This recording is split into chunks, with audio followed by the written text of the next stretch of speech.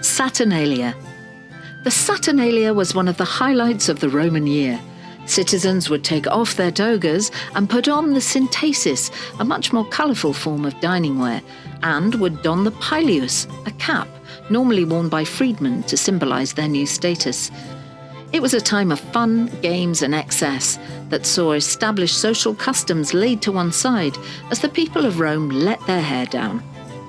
The festival was in honour of the god Saturnus, or Saturn. Saturn's reign was thought to be a time of plenty, a mythical golden age before the onset of the developed, regimented world that the Romans knew. All business in Rome was suspended during the festival to enjoy the pleasures of this former age. Festivities started on December 17th at the god's temple in the Roman Forum. During the rest of the year, the god's statue was bound with woolen chains. These were ceremoniously cut, and the god then attended a lectisternium, where his image was placed on a couch and presented with all sorts of delicious things to eat and drink. At the end of the meal, the cry went up, "Io Saturnalia!" beginning several days of private merrymaking that included enslaved people.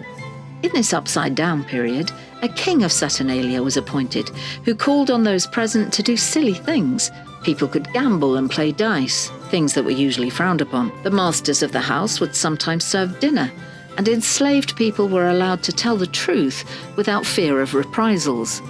The festival also involved gifts called sigillaria, small novelty statuettes made of wax or clay. So popular was the Saturnalia that it expanded from one day up to a week at its greatest extent. But things had to go back to normal, with togas on and hats put back in drawers, ready for next year's fun.